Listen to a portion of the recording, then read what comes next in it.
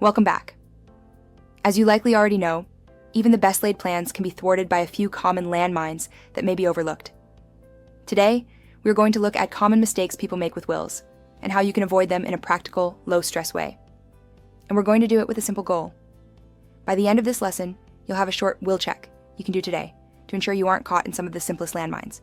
The first landmine is the set it and forget it trap. Many people believe that once they sign their will, their job is done forever.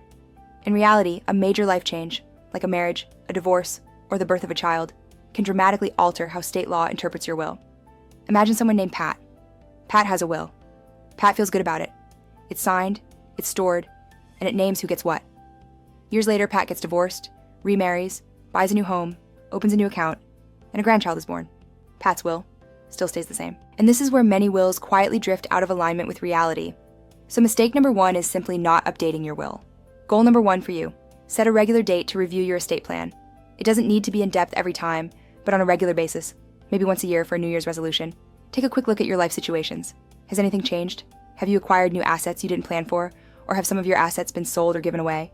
And then, at least every 5 years, take time to really look over everything in depth. The second mistake is being too specific with your bequests. It's natural to want to leave a particular item to a particular person, like a favorite car or a specific stock account. But remember the concept of redemption we discussed earlier? Or another issue is unequal asset growth. A classic example is leaving one child Blockbuster stock and another Netflix stock because they were of equal value in 2002. By the time the will is read, one child is a millionaire and the other has a piece of paper worth nothing. A more flexible move is often to use percentages rather than fixed dollar amounts or specific items, allowing your gifts to scale with the actual size of your estate. The third landmine involves the name on the account. This is one of the most frequent surprises in estate administration. Many people write a will leaving everything to their children, but they forget that they named a sibling or an ex-spouse as the beneficiary on a large life insurance policy or a retirement account years ago. In the eyes of the law, the name on the account almost always wins. Your will cannot override a valid contract like a beneficiary designation or property held in joint tenancy. If your documents don't match your account forms, your legacy could be unintentionally diverted. The fourth mistake is improper witnessing. This might seem like a nitpicky detail, but it can completely invalidate your will. Most states require that you sign your will in the presence of at least 2 disinterested witnesses, people who have nothing to gain from your estate. If an heir witnesses your will, it may raise a shadow of doubt about your intent, and a court might even throw that portion of the will out. Similarly, if you and your witnesses don't sign at the same time and in the same room, the entire document could be rejected by a probate court. The fifth landmine is lashing out from beyond. We have all seen movies where a character uses their will to settle old scores with a stinging final message. In the real world, this is a dangerous move. Using your will to air grievances, like explicitly calling someone a disappointment or a thief, doesn't just cause emotional scars. It opens the door for that person to challenge your will based on a claim of testamentary libel or mental instability.